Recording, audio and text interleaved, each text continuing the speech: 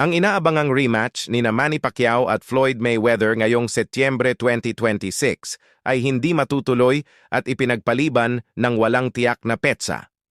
Ang laban ay naipit sa mga legal na kaso, scheduling conflicts, at usaping pinansyal sa kampo ni Mayweather. Kaya't ang pinakamagaang posibilidad ay maituloy ito sa unang bahagi ng 2027. Mga dahilan ng pagkansela legal na kaso, CSI Sports Events nagsampa ng demanda laban kay Mayweather matapos umano itong tumanggap ng $4.65 para sa Pacquiao rematch at Mike Tyson exhibition, ngunit nag-book pa ng ibang laban sa Greece at iginiit ni Mayweather na exhibition lang ang laban, samantalang si Pacquiao ay nanindigan na ito ay dapat opisyal na professional bout na maglalagay sa record ni Mayweather. Ngunit determinado si Pacquiao na ang laban ay maging professional, hindi exhibition, upang maitala sa record ni Mayweather. Earliest fight date.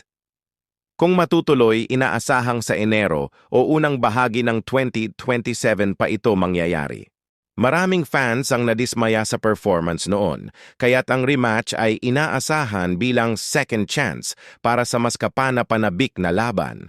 Ang indefinite postponement ay nagdulot ng malaking pagkadismaya sa boxing community, lalo na sa Pilipinas kung saan inaasahan ang pagbabalik ni Pacquiao sa malaking entablado. Isa ka ba sa nag-aabang sa muling paghaharap ng dalawang legendary fighter na ito? Please like and follow my page.